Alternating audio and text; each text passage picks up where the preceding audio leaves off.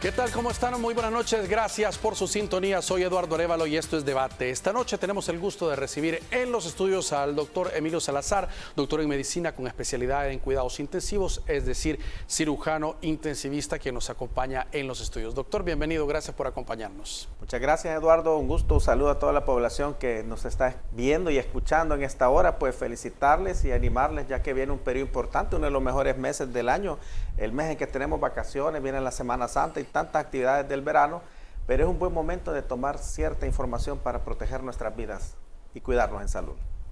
Doctor, tradicionalmente nosotros lo invitamos para hablar específicamente de los casos de COVID-19. Vamos a hablar, por supuesto, también de ello un poco más adelante, pero queremos centrar la atención también en otros temas pues, que tradicionalmente en esta época pues, se empiezan a generar algunos problemas en la salud. Por ejemplo, hemos estado notando un incremento en las campañas, nada menos este día también fue lanzada una mega jornada de erradicación y combate contra la Aedes aegypti, transmisor del mosquito que causa el dengue o transmite el Zika y chikungunya, por lo elevado de los casos de dengue que se están registrando. Sí, debemos recordar que vivimos en un país eminentemente tropical y por tanto estamos expuestos a ciertas enfermedades propias de nuestros países tropicales, enfermedades que no vamos a tener probablemente allá en el norte, en Canadá, en Europa, sino que son exclusivas de la región tropical, y que de estas la que cobra mucha fuerza en las épocas que vienen a continuación, que es la época lluviosa, es el dengue, el Zika, el chikungunya, y que estas tres, incluso la fiebre amarilla, son transmitidas por un solo vector, por un solo insecto, que es el Aedes aegypti, y es un buen momento de tomar conciencia y tomar las medidas antes de que esto se convierta en una epidemia. Quiero mencionar las estadísticas oficiales que tenemos del Ministerio de Salud y que podamos hacer un comparativo. Tenemos allí la semana 10 que demuestra que para esta semana 10 que termina el 12 de marzo, el año pasado, en el 2021, se habían reportado 577 casos sospechosos de dengue. Un caso sospechoso de dengue es toda aquella persona que va a consultar por fiebre de 38 grados de más de 2 días de duración y menos de 7 días, dolores osteomusculares y que entra en este grupo.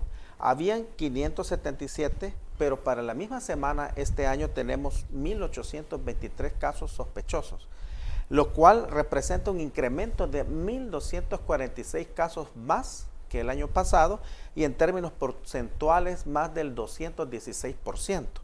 Si revisamos la siguiente lámina, que es la semana 11, que finalizó el 19 de marzo, para el 2021 a esta semana sí hubo un incremento a 651 casos y se reportan para esta semana 19, que es la semana anterior, 2.180 casos sospechosos de dengue, teniendo 1.528 casos más que el año pasado para la misma fecha y equivaliendo para los matemáticos un 234%, un incremento del 234% de los casos sospechosos del dengue, lo cual para mí sí es alarmante.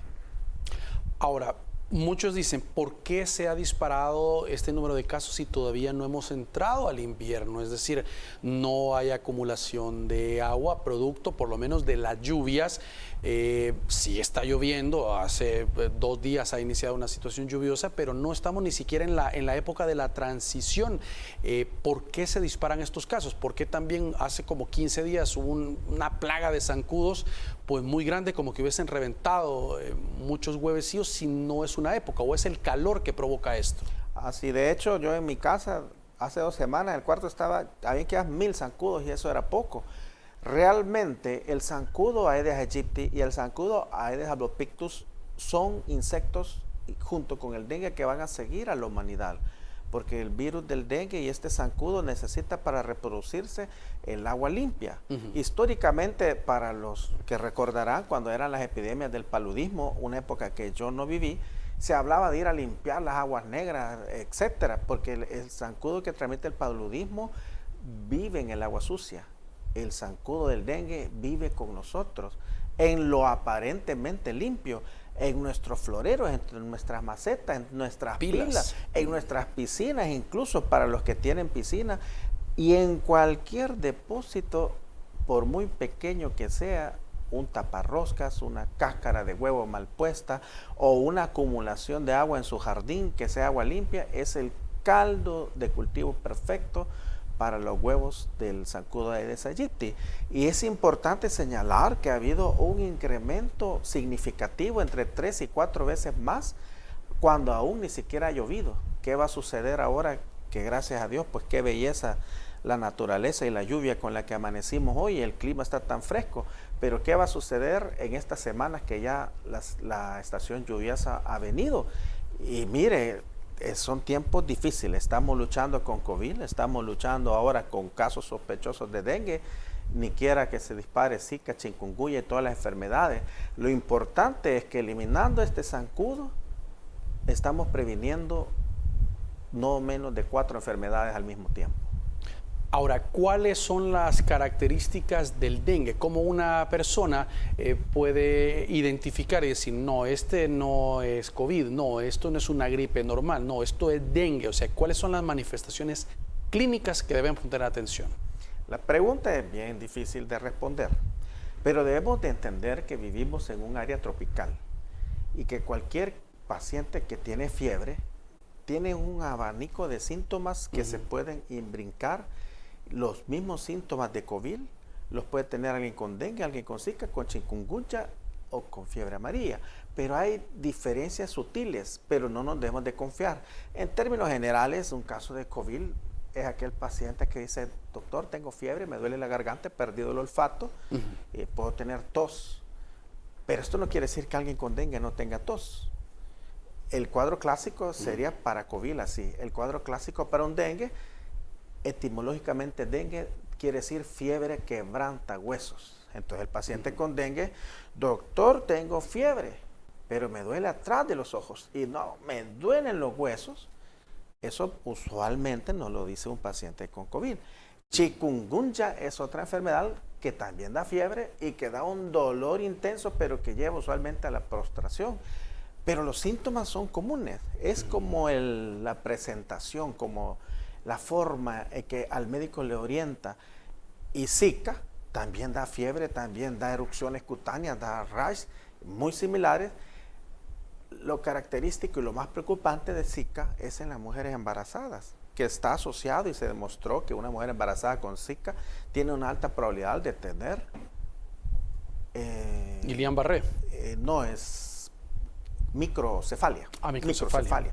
Por eso es importante erradicar el zancudo. Pero ahorita lo que estamos viendo es un alza exponencial de los casos de dengue. Ahora, como médico, en el área privada, yo no le voy a decir a un paciente que llegue con estos síntomas, que tenga fiebre, que tenga dolor de hueso, mire, se va a hacer pruebas de dengue, se va a hacer pruebas de COVID, se va a hacer pruebas para Zika. O sea, no es lógico, no es sostenible y no es viable. Pero tenemos que tener en cuenta una consideración importante, y es que todos los casos de COVID-19 ocupamos ibuprofeno. Se ha ocupado mucho el ibuprofeno, hemos ocupado mucho de ketorolaco, pero en las enfermedades tropicales, todas las enfermedades tropicales, las que tenemos acá en el país, que son dengue, Zika, chikungunya, fiebre amarilla, y las que no están en el país, como la fiebre del virus del Nilo Occidental, todas estas fiebres producidas por los arbovirus, entre sus complicaciones dan hemorragia. No quiere decir que solo la hemorragia sea la complicación de esta forma grave.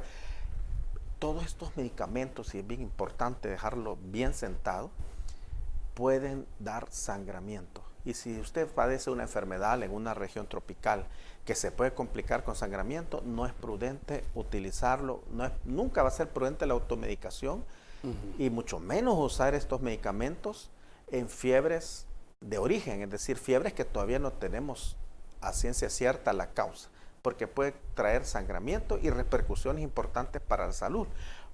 Por eso desaconsejo el uso. Ante la duda, toda fiebre, sospechemos que puede ser dengue y no ocupemos estos medicamentos.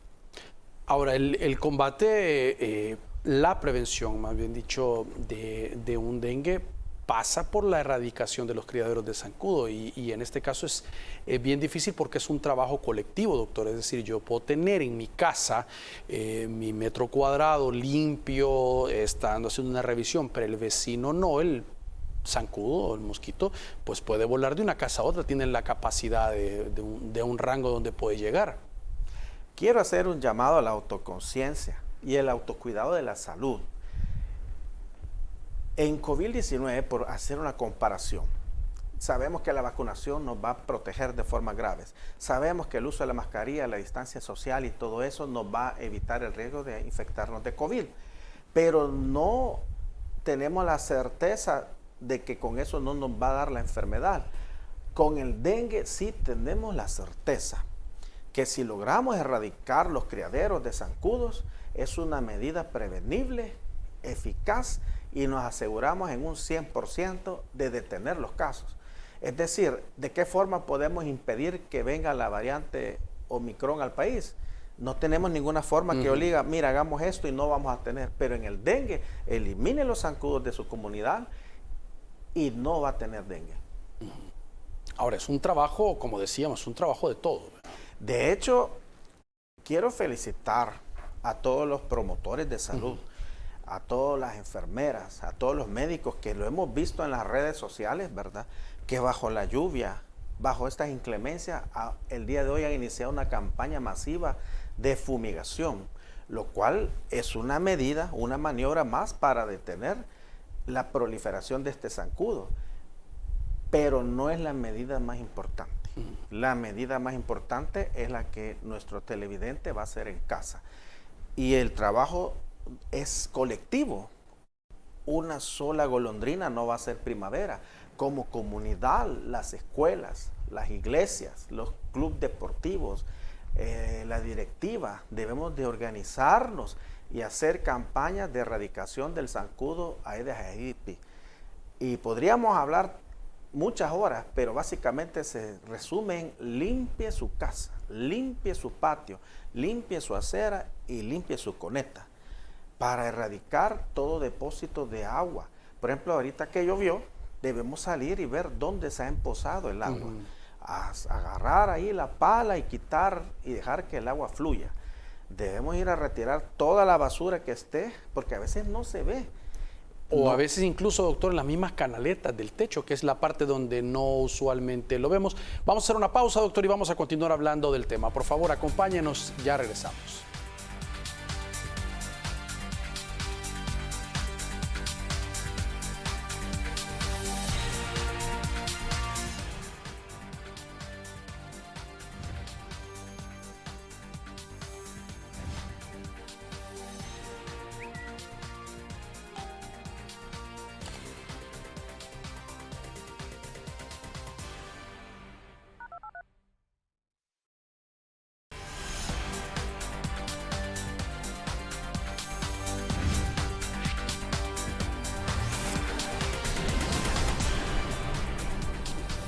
Muy bien, gracias por continuar con nosotros.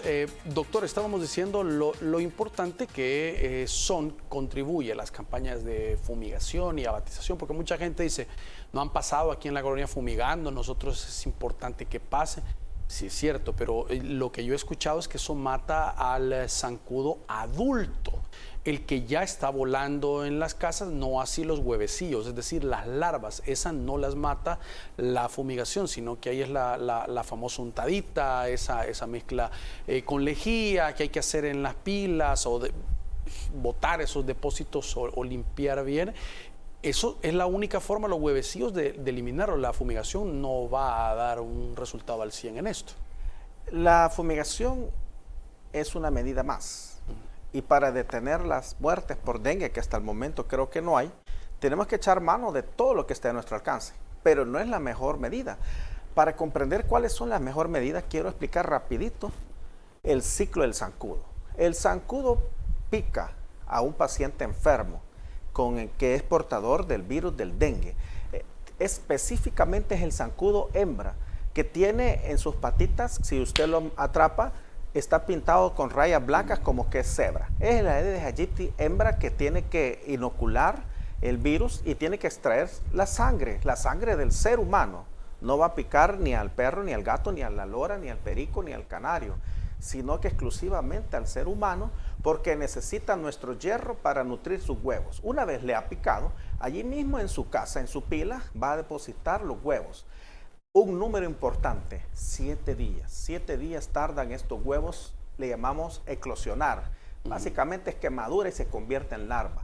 Por tanto, la medida más importante es que antes de los 7 días usted cambie todos sus depósitos de agua y los lave. Como dice la campaña del ministerio, lava, tapa y voltea. Usted cada 7 días va a revisar su florero, sus macetas, sus depósitos de agua donde le da de comer a sus mascotas y con que le voltee el agua, ahí eliminó el huevo. Después de estos 7 días, estos huevitos se transforman a otra forma que se llama larva. Es una forma cilíndrica que la larva funciona así. Sube a la superficie del agua de su pila, toma el oxígeno y luego se va profundo. Cuando vuelve a necesitar oxígeno, vuelve a salir para respirar. Entonces, si usted aplica ahí la untadita, elimina la larva. Luego, esta larva madura y ya es un zancudo que va y va a ir a picar a su familia. Por tanto, por sentido común, ¿dónde está la raíz del problema? En eliminar el huevo. ¿Qué cuesta cambiar un depósito de una pila? ¿Qué cuesta cambiar el agua? No le cuesta económicamente nada. La fumigación es efectiva, pero tiene un alto costo y solo actúa en el momento que el veneno se esparce y cuando el zancudo anda volando. Una vez el veneno de la fumigación cae al piso, ya no tiene más acción sobre los zancudos. Por supuesto que vamos a echar mano de todas las medidas, incluida la fumigación, pero las medidas más efectivas, más económicas, son las que nos toca a nosotros. Y hago un llamado a todos los líderes de escuelas, directivas, iglesias y cualquier tipo de asociación que nos organicemos y hagamos campañas de erradicación. Y hago un llamado a la población para que colaboremos con las autoridades, porque todos sabemos que muchas veces no nos gusta que nos lleguen a revisar las pilas y que, claro, es una invasión a nuestra privacidad y a nuestra intimidad, pero dejémonos ayudar también. Ahora, hay campañas que involucran, como usted lo decía hace un momento, doctor, la fase comunitaria, la fase empresarial, la fase del sector educativo, o sea, incluso hay una que involucra a los ministerios, a todas las carteras de Estado, realizar estas diferentes jornadas. Y sobre todo la comunitaria es muy importante, donde las alcaldías pues, puedan jugar un rol importante, porque hay muchas casas que están solas. Y con la lluvia, con la llegada de la temporada de lluvias, de repente puede haber algún depósito, una llanta o algo que acumule agua y sea el foco de contaminación de una colonia. Y la municipalidad sí podría tener la competencia, o gobernación en este caso, para entrar a ese lugar o algún predio baldío para poder hacer una campaña de limpieza en el lugar. Sí, de hecho, yo recuerdo hace muchos años en mi etapa de estudiante que nos tocaba hacer este trabajo comunitario y visitar casa por casa. Y un gran problema son las casas que por la razón que sea están solas y no podemos entrar. Y la otra situación también relacionada es todas estas casas dormitorio. Sabemos que la población va a trabajar de día. Y obvio, ¿cómo va a entrar una casa si todos los integrantes de la familia en el día están trabajando, estudiando y no pasan ahí? Y llegan hasta en la noche cansados y solo a dormir. Pero ahí es donde nosotros como población, si este es el caso, pues cuando llegue, pues tome medidas ahí en su casa para su propia protección. Ahora también, doctor, estábamos hablando en el corte que otro problema que se está viendo es un aumento en los casos de fiebre tifoidea o salmonela. Esto es una transmisión también donde no es el zancudo el cual se ve involucrado, sino la mosca, la proliferación de moscas. Realmente la salmonela es un problema muy común. A través de la historia hay datos anecdóticos de personas que incluso tenían salmonela y fueron aisladas por años en Estados Unidos porque es altamente transmisible. Es decir, si yo tengo salmonela y yo trabajo haciendo cocina, cocinando, preparando alimentos, soy un portador y en cierta forma soy alguien que está propagando la enfermedad. Pero también es una enfermedad totalmente prevenible a través del lavado de las manos con agua y jabón abundante, sobre todo las personas que preparan alimentos y por supuesto toda la población. Recordemos que estas enfermedades conllevan un alto impacto económico incluso para las empresas. Es decir, un caso de salmonela requiere incapacidad, requiere pérdida de días de trabajo, requiere también que esta persona ha contaminado a otras. Y son enfermedades difíciles de tratar, porque hay muchos casos que quedan como portadores asintomáticos de la salmonela, que también le llamamos como fiebre tifoidea. Imagínense, usted puede tener fiebre y ¿cómo vamos a saber si es COVID, dengue, zika, chikungunya, fiebre amarilla y ahora fiebre tifoidea? Es una situación, es un reto importante para la población. En la medida que nos informemos, nosotros vamos a poder detectar los signos de alarma de cualquiera de estas enfermedades. De ninguna forma la información médica es para automedicarse, sino que para que aprendamos a reconocer los signos de alarma, para que aprendamos a cuidar nuestros estilos de vida y para que tengamos menos casos lamentables de mortalidad y de morbilidad en nuestro país. Ahora, esta enfermedad, aparte de la mosca, pues que puede ser un transmisor importante, también es una persona que se contagia, no se lava bien las manos después de ir al servicio y, como usted decía, prepara los alimentos. O sea, viene también involucrado un tema de higiene y alguna persona puede no saber que tiene la enfermedad y está desarrollando su actividad cotidiana padeciendo una calentura u otro tipo de padecimiento. Sí, la transmisión de la salmonela es a través de la vía fecal y la principal causa es el agua contaminada o la preparación de los alimentos. Es bien terrible porque incluso hay una forma de esta enfermedad en la que padece la fiebre, que esta fiebre es bien diferente a las fiebres virales. La fiebre por lo general es una fiebre alta por arriba de 38 grados y puede o no acompañarse de diarrea. Pero muchos pacientes, después de recibir un tratamiento aparentemente adecuado, llegan a quedar sin síntomas, pero la salmonela, como quiere sobrevivir, se va activa a alojar a nuestra vesícula biliar y ahí permanece inactiva. Y este es otro caso tan difícil, el portador asintomático de salmonela, es decir, todos aquellos pacientes que tuvieron salmonelosis, que tuvieron fiebre tifoidea, que aparentemente se curaron y ya no tienen síntomas, pero la salmonela quedó guardada o protegida en su vesícula biliar. La vesícula biliar es un órgano que tenemos que se encarga de concentrar la bilis, que es la que ayuda a digerir los alimentos, y entonces cada vez que él come, la vesícula se contrae y elimina la bilis y ahí va la salmonela. Regresa a las heces y ahí se va perpetuando el ciclo fecal oral de la transmisión de la salmonelosis. ¿Y hay alguna forma de esta persona que la tiene inactiva, digamos, y que va contagiando, de combatirla y erradicarla 100%? ¿O esta persona que ya la padeció y que queda aparentemente sin algún síntoma, se queda así para siempre? Estos son casos bien difíciles. Primero hay que diagnosticar que es un portador asintomático a través de pruebas de inmunofluorescencia en heces, donde se demuestra que a pesar de no tener síntomas, está expulsando la salmonela. Puede iniciarse un ciclo de antibióticos agresivos y en casos bien extremos y anecdóticos en la literatura requieren la extirpación de la vesícula biliar para eliminar el estado de portador asintomático. Pero de nuevo, ¿cómo puede impedir la salmonelosis?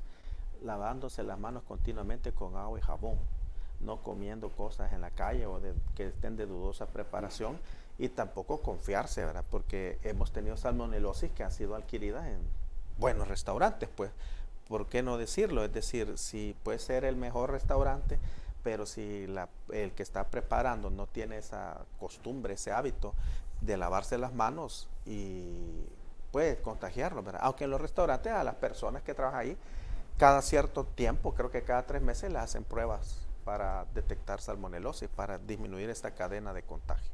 Ahora, eso le iba a decir que es un poco difícil así, porque por lo general he escuchado que le dicen a uno, mira, no comas alimentos en la calle, que estén abiertos o que no tenga una higiene en la preparación, pero ya lo que usted nos dice se vuelve complicado tratar de identificar dónde podría uno adquirirla. Claro, pero principalmente pues nuestra higiene, lavados de manos, comer alimentos calientes, y a los primeros síntomas pues buscar ayuda de su médico. Y por qué no decirlo, hay tantas enfermeras comunitarias o promotores de salud que algo le pueden ayudar a decirle, no, mire, su fiebre no es algo sencillo, vamos a la unidad de salud, vamos a donde su médico de cabecera a consultar por algo más. La idea es que no se vaya a descuidar y no se nos vaya a complicar, porque ningún paciente salvo contadas excepciones, pero ningún paciente se complica en horas. Vemos a cada rato casos anecdóticos que no, si yo lo llevé bien al hospital y a las horas se puso mal. No es así. Déjeme decirle que no es así. Lo que pasa es que las enfermedades dan signos bien sutiles de gravedad que debemos de detectarlos a tiempo y saber que tenemos que ir a buscar al médico. Porque a veces sucede un fenómeno que por cualquier enfermedad llega el paciente y yo lo puedo ver hoy a las 3 de la tarde y yo lo veo bien. Y le digo, váyase a su casa, tome acetaminofén, hidrátese, tome suero oral. Pero al día siguiente este paciente presenta signos de alarma de dengue y se confía. Y dice, no, si ayer el doctor me vio, ¿y por qué lo voy a ir a molestar hoy? Si ayer me vio y dijo que estaba bien. Las enfermedades pueden cambiar de un día a otro. Y si su médico le dijo que ayer estaba bien, pero hoy tiene síntomas que ayer no tenía, lo más recomendable es que busque ayuda. Muy bien. Tenemos que hacer una nueva pausa. Por favor, acompáñenos. Ya regresamos al debate.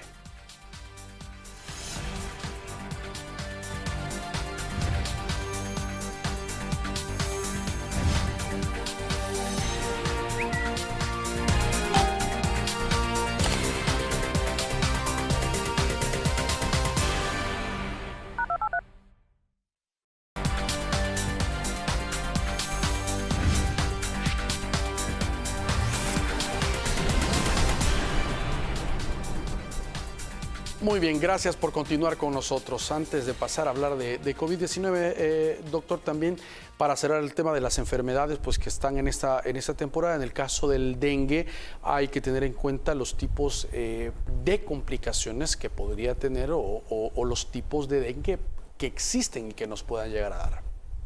Sí, anteriormente se clasificaba como dengue clásico, dengue con manifestación hemorrágica, dengue hemorrágico y dengue hemorrágico con shock, haciendo entender que la única complicación del dengue era la hemorragia. Sin embargo, hoy sabemos que el dengue puede presentar muchas complicaciones, no solo la hemorragia, sino que lo que le llamamos fuga capilar, puede presentar falla hepática por dengue, falla renal por dengue, insuficiencia respiratoria por dengue y hasta encefalitis por dengue, es decir, una infección del sistema nervioso central secundaria al dengue. Por eso actualmente le llamamos como dengue leve y dengue grave.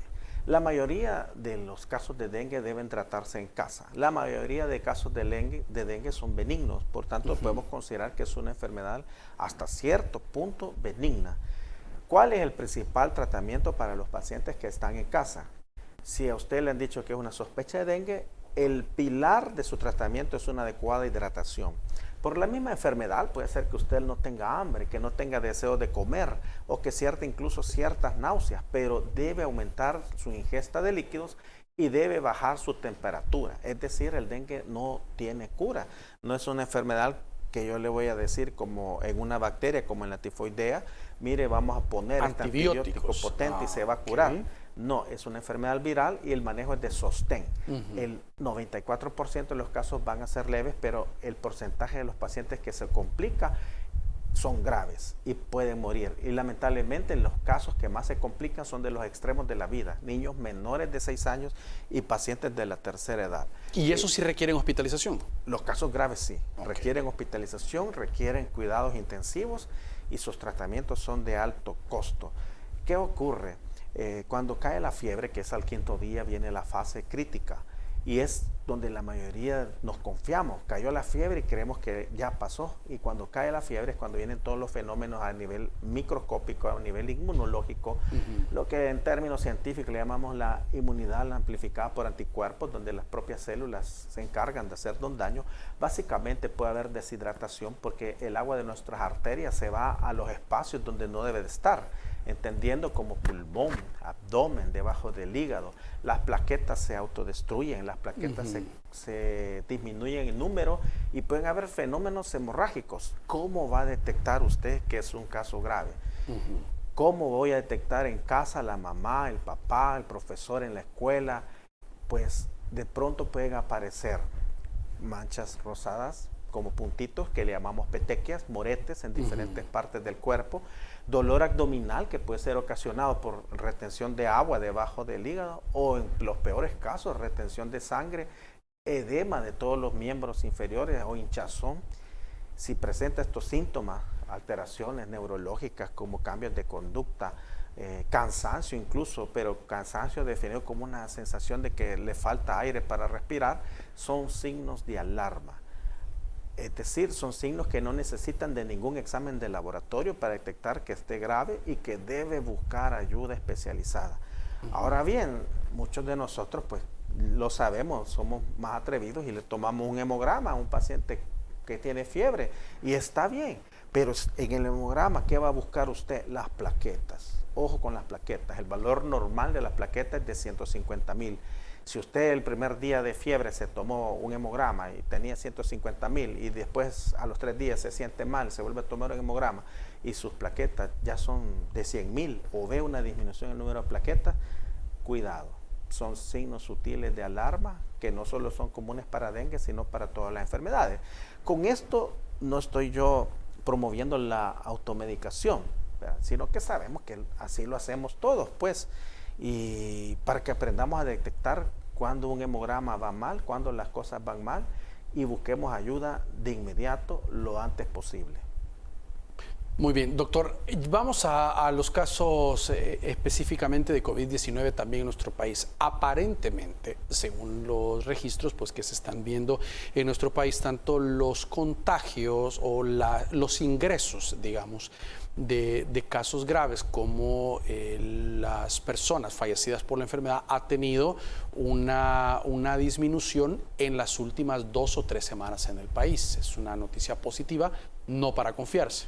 Sí, quiero comentar algo que ni Dios quiera, ¿verdad?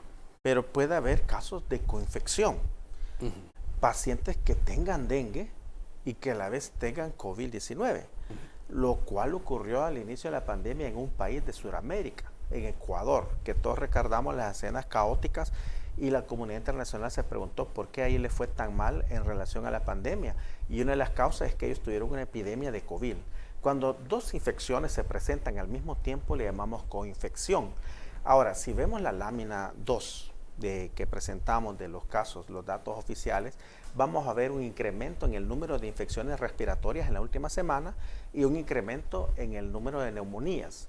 No estoy diciendo que todo este incremento de las infecciones respiratorias sean COVID-19, sino que debemos de tener precaución, prudencia. Recordemos que la forma de COVID que estamos teniendo es la variante Omicron y tanto la forma B1 y la B2 son de síntomas leves y esto puede explicar por qué la población pues no se haga tantas pruebas, ¿verdad? Aunque sí, todos los días hay pruebas de tamizaje de parte de nuestras autoridades, pero puede ser una razón que tengamos una disminución de los casos, pero que esté enmascarado, porque han habido un aumento de infecciones respiratorias y neumonía. Debemos recordar la situación internacional. Hace 4 días yo revisaba ahí las noticias que está ocurriendo en Shanghái, en China, que es una de las ciudades más importantes, tiene 25 millones de habitantes y están confinados. No es mi intención meter ansiedad o terror, ¿verdad? Al contrario, la información nos debe dar tranquilidad de que estamos haciendo lo correcto, pero tenemos que estar muy vigilantes de lo que ocurre al otro lado del mundo, porque en esta pandemia lo hemos visto, lo hemos comprobado, que lo que ocurre allá, a los 2 o 3 meses lo estamos viviendo acá. De hecho, así ocurrió exactamente, doctor. O sea, vino de esa zona, después a Europa y después nos llegó a nosotros, ¿verdad? Pero si Shanghái, que es una ciudad altamente industrializada, altamente próspera, con una economía importante, tienen fábricas importantes como Tesla, etcétera, producción de acero, y como vemos en las imágenes, hay un confinamiento, es decir, hay una cuarentena estricta. Hablan de que tienen hospitales improvisados y que tienen hasta 6,000 ingresos por día y 5,000 casos de COVID en la última semana. Ahí estamos viendo la gráfica, doctor. Es decir, 25 millones de personas en cuarentena, preocupados. Son escenas apocalípticas que yo vi a través de los medios, ¿verdad? Que la gente anda corriendo desesperada a los supermercados sin comida. ¿Qué quiere decir esto? Que tenemos que reforzar nuestras medidas de prevención para COVID-19 porque esto aún no ha terminado y ni Dios quiera que venga todo eso para acá. ¿Y cuál es la medida más importante para protegernos del COVID-19? No que no nos dé la enfermedad, la vacunación. Completemos nuestra primera, segunda, tercera o cuarta dosis, porque esto sí está demostrado que disminuye la incidencia de que usted desarrolle una forma grave. Ahora, antes de estar algunos promoviendo la cuarta dosis, es importante revisar quiénes no se han puesto, como usted decía, la segunda y la tercera, porque hay un grupo, con solo ver las estadísticas, de las personas que llegaron a ponerse la primera dosis, bajó a la segunda, ya no digamos a la tercera. O sea, es un grupo importante que hay que buscarlo y averiguar por qué no se la pusieron y incentivarlos a que puedan completar su esquema hasta la tercera dosis. Claro, pero allí es mi responsabilidad. No recuerdo el número exacto de centros de vacunación que tenemos, pero creo que más de 160. Es decir, y la vacuna es gratis. Y ahí está, y ahora incluso ni siquiera hay que hacer cita para llegar a cumplir su vacuna. No permitamos que lleguemos a estar lamentando un paciente grave en un hospital cuando tenemos la vacuna allí disponible, cuando ahí está nuestro personal de salud luchando día a día para aplicarle su vacuna. Qué bueno que tenemos la cuarta dosis, ¿verdad? Que todavía hay estudios en cursos científicos sobre los grupos poblacionales, como este COVID, pues todavía se está estudiando, es cambiante y todo eso, pero estudios en Israel demuestran que sí, hay una indicación precisa de la cuarta dosis para personas arriba de 65 años y pacientes inmunocomprometidos. Pero qué bien, pero ¿qué hay de aquel salvadoreño que no tiene todavía la primera dosis? O aquel que se puso la primera, se puso la segunda y como le dio fiebre y le dio una gran dolama, como decimos, ya no fue a aplicarse ya no los se va a otros. poner la tercera. Mire, por muy mal que se ponga de los síntomas, de la fiebre, de los dolores de huesos, no se va a comparar con que, ni Dios lo permita, le dé una forma grave de dengue. La mayoría en la última ola que tuvimos de Omicron, quien llegaba a los hospitales, era gente que no estaba vacunada. Porque nosotros como médicos preguntamos todo. Y una de las preguntas que le hacíamos, al menos en lo personal, a las personas que ingresaban a los hospitales con casos confirmados de COVID, y usted se puso sus vacunas. La mayoría, cercano al 90% de los que yo vi, me decían que no.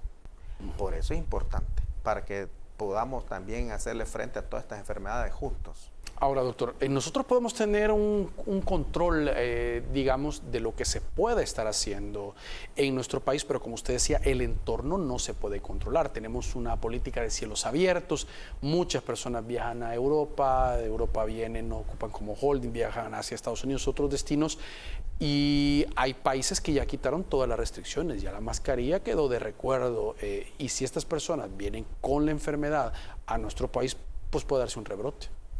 Claro, y yo me atrevería a decir que ya vino, que ya está aquí, pero tenemos muchas medidas. Estamos a 2 años de la pandemia. Hoy ya sabemos qué hacer, ya sabemos qué exámenes dejar, ya sabemos cuáles son los síntomas de gravedad, ya muchos medicamentos que al inicio ocupábamos, como la ivermectina, pues ya sabemos que se hicieron cientos y cientos de estudios y no demostró su utilidad. Pueden venir 1000 pacientes con el virus, pero si usted usa su lavado de manos, su mascarilla, su distancia social, y si sobre todo usted está vacunado, a estas alturas ya la mayoría de la población nos dio COVID. La propia infección le confiere cierto nivel de protección con anticuerpos circulantes. Y está demostrado que si usted tuvo la infección y tiene completo su esquema de vacunación hasta la tercera dosis, usted está listo para hacerle frente a una nueva reinfección y las probabilidades de que ocurra una forma grave se reducen en un 100%.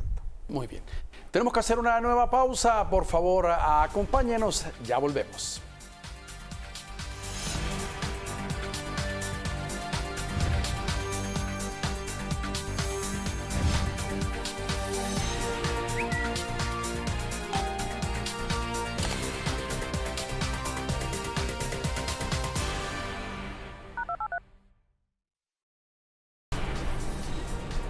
Muy bien, gracias por continuar con nosotros. Estamos esta noche conversando con el doctor Emilio Salazar. Doctor, hablábamos de las medidas de prevención. Es importante también Ya sabemos que la enfermedad, por ejemplo, al ser asintomáticos o tener síntomas leves de la enfermedad, ya no es necesario pues estar ingresado y pasar todo tratamiento, sino que muchas personas han pasado la enfermedad en casa, le llega su kits por parte, pero lo importante es reportarse para tener un control y evitar un contagio a toda la familia, que fue de lo último cuando ya se volvió más leve con la nueva variante, lo más común, que se contagiaba uno y se contagiaba toda la familia, sin mayor gravedad, pero sí, básicamente de una casa de 5, 4 tenían la enfermedad.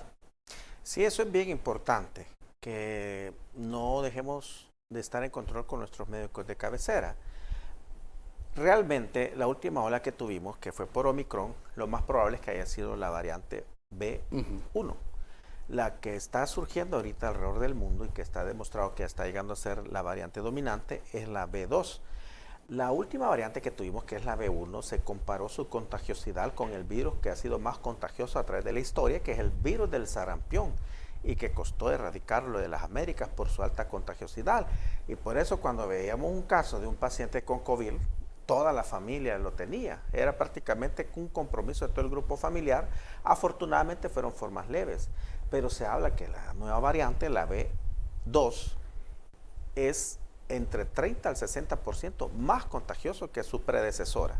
Afortunadamente, estudios in vitro e in vivo que se hicieron en Sudáfrica demostraron que no incrementó los ingresos, la ocupación de camas hospitalarias, no incrementó los ingresos a cuidados intensivos y tampoco incrementó la mortalidad.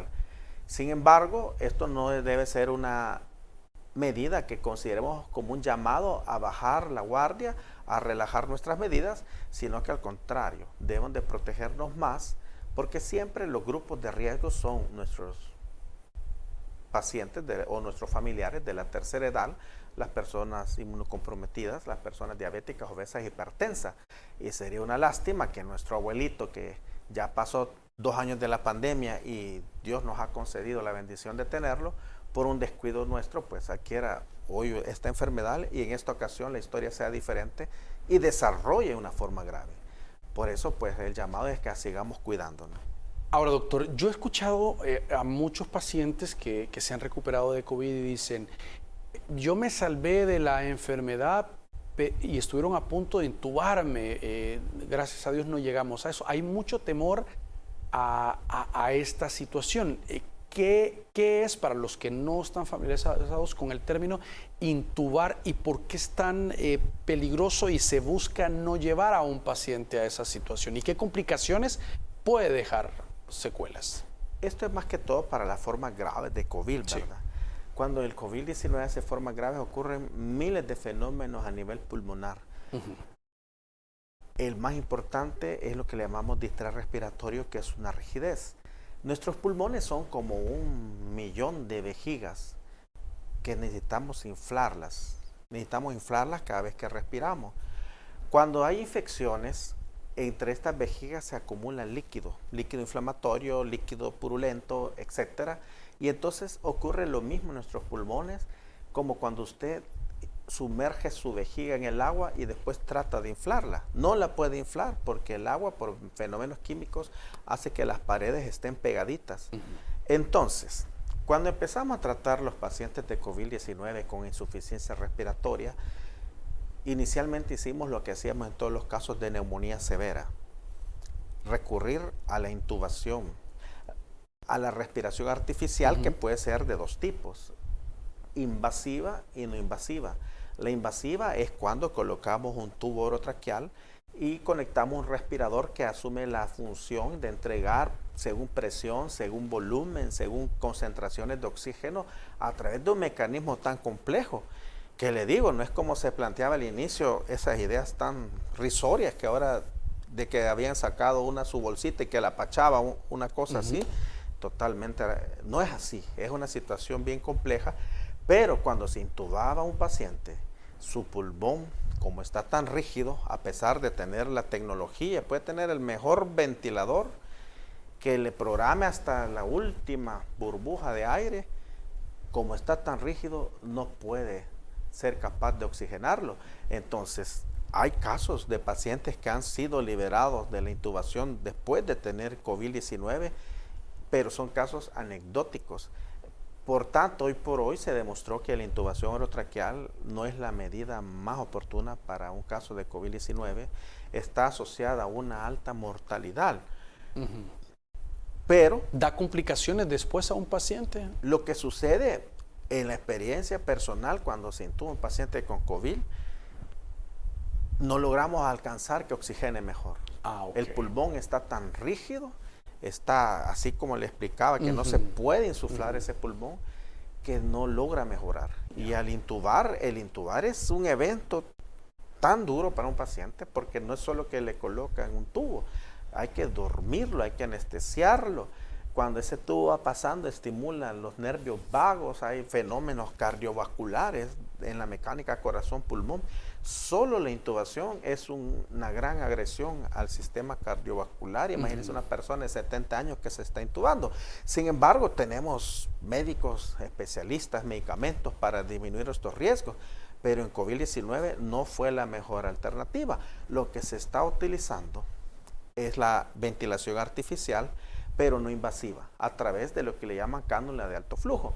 Entonces, si a un paciente le dicen, mire, su papá, su tío está con cánula de alto flujo, para efectos prácticos, está en respiración artificial. Lo único que no está intubado, es decir, está gravísimo. Pero la ventilación de alto flujo provee, sin colocar el tubo orotraqueal, flujos de hasta 80 litros por minuto, para hacer una equivalencia. Cuando alguien tiene una cánula, una bigotera en su casa, anda de entre 3 a 10 litros por minuto. Eso es lo que se puede proveer en casa de oxígeno. Cuando hablamos de cánula de alto flujo, su paciente está muy grave, está en insuficiencia respiratoria, está conectado a un respirador y es el equivalente a la intubación, y está consumiendo 60 litros a 80 litros. Bueno, puede ser menos, pero el rango máximo es hasta 80 litros por minuto de oxígeno. Ahora imagínense el costo solo de proveer 80 litros por minuto de oxígeno. El oxígeno es carísimo, pero es lo que se está haciendo, pues, o lo que se hace en los pacientes de forma grave que requieren una respiración artificial, mientras todos los medicamentos y el cuerpo mismo se recupera de esta enfermedad tan grave y tan terrible.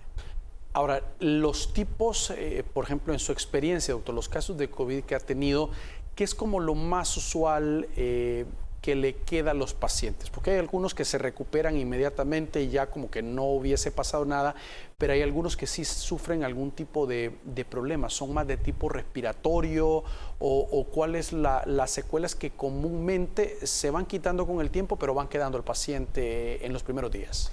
Sí, esto es variable y varía de persona a persona. He tenido la oportunidad de tratar desde pacientes que están en los extremos de la vida, tercera edad, bien avanzados, cardiópatas, hipertensos, hasta atletas de alto rendimiento, que la respuesta es bien diferente. Mira, hay pacientes que llegan bien graves, se recuperan en unos 5 días y allá al 8º día ya están en el gimnasio.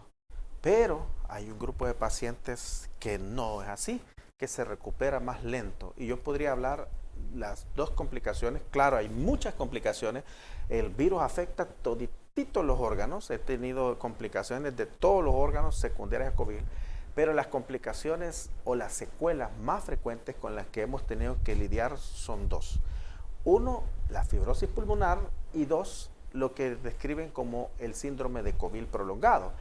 La fibrosis pulmonar ocurre porque, como les expliqué al inicio, el pulmón se inflama, se llena de líquido, se llena de pus, se llena de todos los detritos, mediadores inflamatorios, y se pone rígido. Entonces, nuestra naturaleza, nuestro ser humano está diseñado por la evolución a protegernos. Es decir, cuando hay una lesión a un órgano, el ser humano no va a reemplazar sus células pulmonares por células pulmonares nuevas, sino que por células que puedan resistir la agresión.